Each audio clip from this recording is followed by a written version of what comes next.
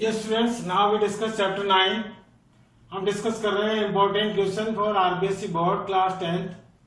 और चैप्टर 9 बहुत ही इंपॉर्टेंट है और बहुत इजी चैप्टर भी है, क्योंकि ज्यादा इसके अंदर इंपॉर्टेंट टॉपिक्स नहीं है। केवल डिस्टेंस फॉर्मूला है, इंटरनल और एक्सटर्नल डिवीजन है ऑफ डिस्टेंस बिटवीन 2 पॉइंट्स, और एक और है mid point formula. Direct formula apply करके ही हमें आंसर पता करना है, इसलिए बहुत ही इजी चैप्टर में बता रहा हूँ आपको।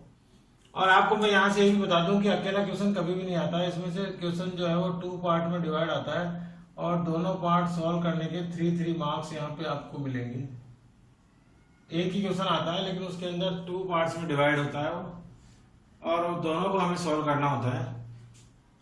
यहाँ पे मैंने कुछ इंपॉर्टेंट क्वेश्चन भी आपके लिए लिखे हैं, जहाँ पे देखेंगे आप एक्सरसाइज 9.1, उसका क्वेश्चन नंबर 7, 9, 12, 13 और 14 है। एग्जाम्पल 5 और 6 है, और उसके बाद एक्सरसाइज 9.2 के 1, 4, 5, 8, 9 और 12 है। मिसलिनियस एक्सरसाइज में लिखे हैं क्वेश्चन 9, 14 और 16। 2 क्वेश्चन और लिखे हुए 19 और 20। अगर ये क्वेश्चन आते हैं 19 और 20 में से कोई, तो पॉसिबिलिटी है कि 2 क्वेश्चन नहीं आके एक सिंगल क्वेश्चन जब भी आएगा, अगर सिंगल क्वेश्चन आता है तो हो सकता है कि वो 19 और 20 में से आए। जनरली देखा गया कि इसमें से 2 ही क्वेश्चन पूछे जाते हैं। और डिस्टेंस फॉर्मूला से सॉल्व करने वाले क्वेश्चन भी हैं इसमें, इंटरनल एक्सटर्नल डिवीजन वाले क्वेश्चन भी हैं, और मिड पॉइंट फॉर्मूला की भी। सबसे पहले आपको मैं इंट्रोड्यूस कर दूं, डिस्टेंस फॉर्मूला जो है वो हम यूज करते हैं किसी भी 2 पॉइंट की डिस्टेंस पता करने के लिए। और डिस्टेंस सपोज करो 2 पॉइंट्स हैं ए और बी, हमें फाइंड आउट करनी है इनकी डिस्टेंस। तो सबसे पहले इनके कोऑर्डिनेट्स दिए होंगे, जिनको हम सपोज ए के कोऑर्डिनेट हो गए x1 और y1, बी के कोऑर्डिनेट होंगे x2 और y2। आपको बताना है ए और बी की डिस्टेंस। इस तरह से आप इनका डायग्राम बना लेंगे, और जो भी कोऑर्डिनेट दिए हुए हैं उनको आप राइट कर लें वहां पे। तो इजीली हम जो है इस फॉर्मूले से डिस्टेंस फॉर्मूला पता कर सकते हैं। डिस्टेंस फॉर्मूला है √x2 माइनस x1 का whole square plus y2 minus y1 का होल स्क्वायर।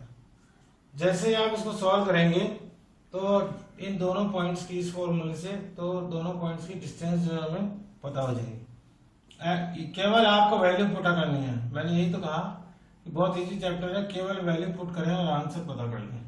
अब आप देखेंगे डिस्टेंस फॉर्मूला हम कहाँ कहाँ यूज करेंगे। एक तो है डायरेक्ट डिस्टेंस पता करने का क्वेश्चन, और उसके अलावा जो क्वेश्चन है वो क्वेश्चन है कि प्रूव करो कि they are the vertices of right triangle.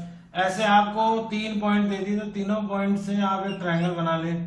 इस पॉइंट का नाम हो गया ए, बी और सी। इसके भी कोऑर्डिनेट होंगे, इसके भी कोई कोऑर्डिनेट दिए होंगे, और इसके भी कोई कोऑर्डिनेट दिए होंगे। आपको डिस्टेंस पता करनी है ए बी, बी सी और ए सी की। ऐसे क्वेश्चन में आप तीनों पॉइंट्स की अलग अलग, ए से बी की डिस्टेंस, बी से सी की डिस्टेंस और ए से सी की डिस्टेंस पता करेंगे। अगर इनमें से किसी भी 2 का स्क्वायर, क्योंकि जरूरी नहीं कि एबीसी इसी तरह से नाम हो, किसी थर्ड के स्क्वायर के इक्वल हो, तो आपको पता है पाइथागोरस ट्रिपलेट को प्रूव कर देंगे, या पाइथागोरस थ्योरम को प्रूव कर देते हैं। तो ऐसा ट्राइंगल जो है वो कौन सा ट्राइंगल होगा? Right angle triangle. सपोज करो ऐसा क्वेश्चन आता है कि प्रूव करो कि ये तीनों पॉइंट जो है वो इक्विलैटरल ट्राइंगल के हैं, तो आपको पता लग जाएगा कि अगर ये तीनों वैल्यूज, जब इन तीनों की डिस्टेंस हम पता करेंगे तो तीनों डिस्टेंस क्या आएगी? इक्वल। इसके अलावा डिस्टेंस फॉर्मूला यूज होता है स्क्वायर और रेक्टेंगल के लिए। सपोज करो हमें प्रूव करना हो कि ए बी सी डी एक स्क्वायर है, तो आपको पता है कितनी डिस्टेंस पता करनी पड़ेगी? A B, B C D और ए डी। 4 डिस्टेंस आपको पता करनी होगी। लेकिन आप देखिए 4 डिस्टेंस पता करने से हमें ये पता नहीं लग पाएगा कि ये स्क्वायर है, क्योंकि ये स्क्वायर के अलावा रोम्बस भी हो सकता है, क्योंकि आपको पता है रोम्बस की भी चारों साइड क्या होती है? इक्वल। तो हमें डायगोनल्स भी इसकी पता करनी पड़ जाएगी, ए सी और बी डी। इसका मतलब है हमें 6 डिस्टेंस इसमें पता करनी पड़ेगी, ए सी और बी डी। और अगर ये दोनों क्या है? इक्वल, चारों साइड भी इक्वल आ गई और डायगोनल भी इक्वल आ गई, तो ये प्रूव हो जाएगा कि ये क्या है? स्क्वायर। ऐसा ही क्वेश्चन रेक्टेंगल के लिए आ सकता है। तो रेक्टेंगल में भी आपको ये चारों डिस्टेंस पता करनी पड़ेगी, और दोनों डायगोनल भी पता करनी पड़ेगी। अगर डायगोनल इक्वल है और चारों और opposite sides are equal and diagonal is equal, तो हम प्रूव कर देंगे कि ये जो गिवन जो पॉइंट्स हैं वो किसके हैं, रेक्टेंगल के हैं। तो इन सब क्वेश्चंस को सॉल्व करने के लिए हम हेल्प लेते हैं डिस्टेंस फॉर्मूला में। एक और क्वेश्चन आता है जहां पे दिया होता है कि कोई पॉइंट किन्हीं दो गिवन पॉइंट से इक्वल डिस्टेंस में है। पहले से कोई दो पॉइंट है ए और बी, और इनसे एक और पॉइंट है पी सपोज करो, और वो इन दोनों से इक्वल डिस्टेंस पे। इट मीन्स इसका मतलब ये हुआ कि एपी की डिस्टेंस जो है वो ही किसकी है, बीपी की। आपको इस इक्वल डिस्टेंस, ध्यान रखिए ऐसा क्वेश्चन कहां पे सॉल्व होगा, जब बिलिंग आए इक्वल डिस्टेंस। कुछ लोग इसको मिड पॉइंट फॉर्मूले से सॉल्व कर देते हैं, जो कि बिल्कुल ही गलत है। ये क्वेश्चन जो है वो मिड पॉइंट फॉर्मूले से सॉल्व नहीं होगा, ध्यान रखें इसको। मिड पॉइंट फॉर्मूले से ये क्वेश्चन सॉल्व नहीं होगा, क्योंकि यहाँ पे ऐसा कहीं गिवन नहीं है कि ये जो पॉइंट दिया हुआ है पी इन दोनों का मिड पॉइंट है। अगर मिड पॉइंट दिया हुआ होगा तो उस क्वेश्चन में वर्ड होगा कि मिड पॉइंट है। इसलिए जब भी आप सॉल्व करें, कुछ लोग क्या है इस डायग्राम को ऐसे बना देते हैं कि दो पॉइंट हो गए ए और पी को यहाँ बना दो, तो पता हो गया कि ए पी जो है वो इससे भी इक्वल डिस्टेंस पर, इससे भी इक्वल डिस्टेंस पर, क्योंकि जब मिड पॉइंट होता है तब भी ऐसा ही होता है। लेकिन ये क्वेश्चन मिड पॉइंट फॉर्मूले से सॉल्व नहीं होगा। इसका जो करेक्ट डायग्राम है, जो हम लाइन डायग्राम के थ्रू शो करेंगे, तो वो ये है। और यहाँ पे आपको सॉल्व करने के लिए आपको सॉल्व करना पड़ेगा AP equal to BP। It means AP की डिस्टेंस जो भी है by the distance formula solve कर दो और इक्वल में पता कर दो BP की डिस्टेंस। अंडर रूट से अंडर रूट तो कैंसिल आउट हो ही जाएगा, और उसके बाद आप देखेंगे कोई सा पॉइंट आ जाएगा। इसके बाद एक और चीज मुझे बतानी है, वो है इस पॉइंट के लिए कुछ कंडीशन भी होती है कि ये जो पॉइंट है इन दोनों से इक्वल डिस्टेंस में। आप देखेंगे इसी तरह के क्वेश्चंस यहाँ पर है, इन दोनों से जो ये पॉइंट है जो इक्वल डिस्टेंस में, वो कहां पर है, एक्स एक्सिस पे। उस समय इसके कोऑर्डिनेट हो जाएंगे x0, क्योंकि जब x पे एक्सिस पे हो तो x का कोऑर्डिनेट होता है और y का कोऑर्डिनेट क्या होता है उस कंडीशन में, 0। सपोज करो ये दिया हुआ है कि जो P लाई कर रहा है वो कौन सी एक्सिस पे है, y एक्सिस पे, तो उस समय उसके कोऑर्डिनेट हो जाएंगे 0 y। ये आपको ध्यान रखना सब क्वेश्चन में। अगर किसी भी क्वेश्चन में, चाहे सेक्शन फॉर्मूला के क्वेश्चन करें जहां पे हम इंटरनल और एक्सटर्नल डिवीजन करते हैं, या मिड पॉइंट से करें या डिस्टेंस में, जब भी ऐसी कंडीशन हो कि कोई पॉइंट एक्स एक्सिस पे हो तो उसके कोऑर्डिनेट जो होंगे वो x0 होंगे, और अगर y एक्सिस पे हो तो उसके कोऑर्डिनेट होंगे 0 y। ये आपको ध्यान रखना है। और एक जो जनरल मिस्टेक स्टूडेंट्स करते हैं वो मैंने आपको बता दिया। इक्वी डिस्टेंस जहां पे भी वर्ड आए वो क्वेश्चन इसी कॉन्सेप्ट से सॉल्व होगा। उसके बाद हम करते हैं पार्ट एक्सटर्नल और internal division of distance between two points की। यहाँ पे इस तरह का क्वेश्चन होता है, वो ये होता है कि कोई दो पॉइंट है A और B, और इनके बीच में एक पॉइंट है P, कहीं पे भी हो सकता है वो, जो इनका इंटरनल डिवीजन कर रहा है, और वो जो P आ रहा है वो इसको डिवाइड कर रहा है किस रेशो में, 1:3 की रेशो। और ऐसे क्वेश्चन में हमें बताना होता है what is the coordinate of P। तो कोऑर्डिनेट ऑफ P, कोऑर्डिनेट हमेशा होते हैं x और y के फॉर्म में, तो x और y हमें इसको पता करने हैं। अगेन आपको पता है A के कोऑर्डिनेट होंगे x1 y1 और B के कोऑर्डिनेट होंगे x2 और y2। यहाँ पे आपको ये इंटरनल डिवीजन का फॉर्मूला लगाना है, जिसको हम सेक्शन फॉर्मूला बोलते हैं। x के लिए वो फॉर्मूला होगा m1 x2 plus m2 x1 upon m1 plus m2। जैसे हम इसको सॉल्व करेंगे तो ये x का कोऑर्डिनेट पता हो जाएगा, y के कोऑर्डिनेट पता होंगे m1 y2 plus m2 y1 upon m1 plus m2 के फॉर्मूले से। अब यहाँ पे सारी वैल्यू समझिए, x1 y1 x2 y2 तो आपको पता ही क्या है। ये जो m1 और m2 है वो रेशो को बोलते हैं, जो हमारे यहाँ क्वेश्चन में दिया है 1:3। इसका मतलब यहाँ पे आएगा 1+3 और यहाँ पे 1+3, यहाँ पे जो वैल्यूज। और जब हम इन वैल्यूज को इसके साथ सॉल्व कर देंगे तो we are find out the coordinates of P। x का कोऑर्डिनेट इस फॉर्मूले के साथ पता हो जाएगा, y का कोऑर्डिनेट इस फॉर्मूले के साथ। अगर ये एक्सटर्नल डिवीजन एक्सटर्नली हो, इंटरनली अगर कुछ वर्ड नहीं दिया हो एक्सटर्नली इंटरनली तो आपको इसी सॉल्व करना है। लेकिन अगर एक्सटर्नली वर्ड दिया हो तो ज्यादा चेंजेस नहीं है, जहां जहां प्लस है वहां पे कौन सा साइन आ जाएगा, केवल माइनस का साइन आ जाएगा, और वो एक्सटर्नल डिवीजन के लिए सेक्शन फॉर्मूला बन जाएगा।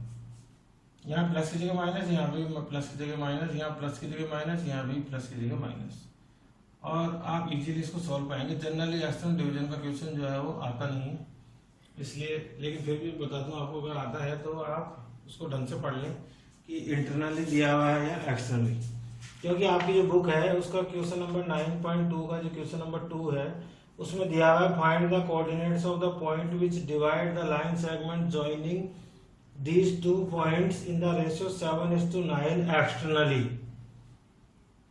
और जो क्वेश्चन नंबर 1 दिया हुआ है उसके अंदर लिखा हुआ है इंटरनली। तो इंटरनल लिखा हो तो प्लस के साथ सॉल्व करना है, एक्सटर्नल लिखा हो तो माइनस के साथ सॉल्व करना है, और कुछ भी नहीं लिखा है, केवल कि ये पॉइंट इन दोनों पॉइंट्स को डिवाइड कर रहा है, तो आपको हमेशा इसी फॉर्मूले के थ्रू जाना है और सॉल्व करना है। इसी फॉर्मूले से बाकी क्वेश्चन भी सॉल्व होंगे। अब क्वेश्चन जो है बनाने का तरीका है कि हमें ये रेशियो भी दे देते हैं और इसके कोऑर्डिनेट्स भी हमें गिवन होते हैं, और ये कोऑर्डिनेट एक्स और वाई भी गिवन होते हैं, और हमसे ये पूछे जाते हैं कि कोई कोऑर्डिनेट है ए और बी, जिसमें ए के कोऑर्डिनेट तो है, सपोज करो मैं एग्जांपल लिख देता हूँ, ए की कोऑर्डिनेट तो है 2 और 4, और जो पॉइंट डिवाइड कर रहा है उनको पी, उसके कोऑर्डिनेट है 3 और 4, और वो इसको डिवाइड कर रहे हैं 1:3 में। Find the coordinate of B.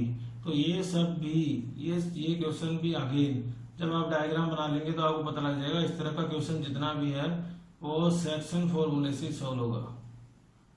केवल आप यहाँ पे जहाँ पे क्या आएगा x2 और y2 जहाँ पे भी आएगा फॉर्मूले में, अभी हमने लिखा था m1 x2 plus m2 x1, और ये हो गया m1 plus m2 x equal to, तो यहाँ पे आ जाएगा 3, x के लिए 3 क्योंकि x की वैल्यू दी हुई है, m1 की वैल्यू आ जाएगी, x2 की वैल्यू आपको दी नहीं है तो x2 की जगह x2 रह जाएगा, m2 की वैल्यू आ जाएगी 3 और x1 की वैल्यू आ जाएगी 2, और यहाँ पे सॉल्व करोगे तो क्रॉस मल्टीप्लाई से किसकी वैल्यू पता हो जाएगी, x2 की। ऐसे जब आप y के साथ सॉल्व करोगे m1 y2 plus m2 y1 upon m1 plus m2, तो यहाँ से आपको y2 की वैल्यू का कोऑर्डिनेट पता हो जाएगा by the cross multiply. Now एक और क्वेश्चन आता है जिसमें दोनों कोऑर्डिनेट दिए होते हैं, और ये हो गया सपोज करो 5 और 6, और हमें बताना होता है ये रेशियो, मतलब m1 और m2। ऐसे क्वेश्चंस के लिए मैंने बताया है जब भी रेशियो फाइंड करने का क्वेश्चन हो, जब भी रेशियो फाइंड आउट करने का क्वेश्चन हो तो आप उसको सॉल्व करें किस रेशियो से, k:1 से। आपकी बुक में सॉल्व किया हुआ उसको लैम्डा अज्यूम करके आप डायरेक्टली k:1 से सॉल्व करेंगे, तो आपको कोई किसी भी एक को सॉल्व करेंगे तो जो k की वैल्यू आएगी वो ही उनका रेशियो होगा। अब हम बात करते हैं मिड पॉइंट फॉर्मूले की।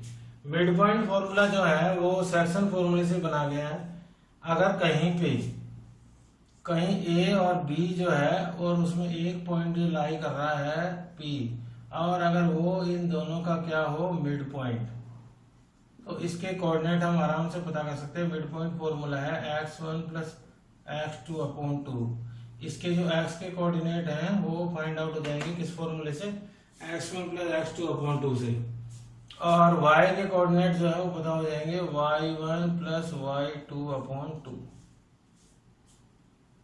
और सेम इसी क्वेश्चन में अगर हो सकता है मिड पॉइंट दिया हुआ हो और ये दोनों में से कोई पॉइंट मिसिंग हो तो वो किससे सॉल्व हो जाएंगे, by using this formula we apply the cross multiply. तो कोई सा भी मिसिंग वैल्यू भी हम इसमें से पता कर सकते हैं जब मिड पॉइंट दिया हुआ हो। तो आपको इतना बड़े सेक्शन फॉर्मूले की जरूरत नहीं है, डायरेक्ट ही आप ये दोनों फॉर्मूला जो है अप्लाई करें और एक्स और वाई के कोऑर्डिनेट बड़े आराम से इसको पता कर लें। एक और क्वेश्चन है वो ट्राई सेक्शन का है। ट्राई सेक्शन में रेशियो नहीं दिया होगा तो आप उसको आराम से सोल्व कर पाएंगे। ट्राई सेक्शन का मतलब होता है कोई से भी पॉइंट जो है उनके 3 इक्वल पार्ट्स, मतलब ये पार्ट जो है ना वो क्या है आपस में इक्वल, इसीलिए इसको बोला हुआ है कि ए और बी को ये जो ए और बी को ये पी और क्यू क्या कर रहे हैं ट्राइसेक्ट। अब देखिए 3 जो है डिवाइड हो गया 3 पार्ट में, AP, PQ और QB। और ऐसे क्वेश्चन में आपको इन दोनों की एक्स वाई बताने होंगे, और ऐसे क्वेश्चन में रेशियो नहीं दिया होता है। A के x1 और y1 दिए होते हैं, B के x2 और y2 दोनों कोऑर्डिनेट दिए होते हैं। तो आपको पता लग गया होगा जब इक्वल पार्ट में हो तो इसका मतलब हुआ कि सारे रेशियो आपस में इक्वल है। मतलब AP रेशियो PQ और रेशियो QB, तीनों का रेशियो जो है सेम होगा, क्योंकि वो ट्राइसेट कर रहा है इसको। तो ऐसे केस में जब भी आप P के कोऑर्डिनेट पता करेंगे तो आप देखिए कि आपको लेना पड़ेगा AP और PB का रेशियो, और AP के केस में जो रेशियो हो जाएगा वो हो जाएगा 1:2, क्योंकि ये 1 है और अब ये कौन सा पार्ट बढ़ रही है इसका 2। और जब आप Q का रेशियो पता करेंगे तो वो रेशियो हो जाएगा 2:1। ऐसे क्वेश्चन में रेशियो नहीं दिया होता है, रेशियो हमको खुद को फाइंड आउट करना होता है। तो आप देखें इजीली जब भी आप इसकी प्रैक्टिस करेंगे चैप्टर की, तो सारे क्वेश्चन इन 3 फॉर्मूले से रिलेटेड है, डिस्टेंस फॉर्मूला, इंटरनल और एक्सटर्नल डिवीजन और मिड पॉइंट फॉर्मूला। जितने भी वैरायटी ऑफ क्वेश्चंस है मैंने अभी भी डिस्कस किया उसी तरह के क्वेश्चंस है। तो इजीली आप इसकी प्रैक्टिस कर लें, और आई होप कि आप अगर प्रैक्टिस करेंगे तो, और ये कुछ इंपॉर्टेंट क्वेश्चन भी आप सीरियसली सॉल्व करेंगे तो यू गॉट द 6 मार्क्स।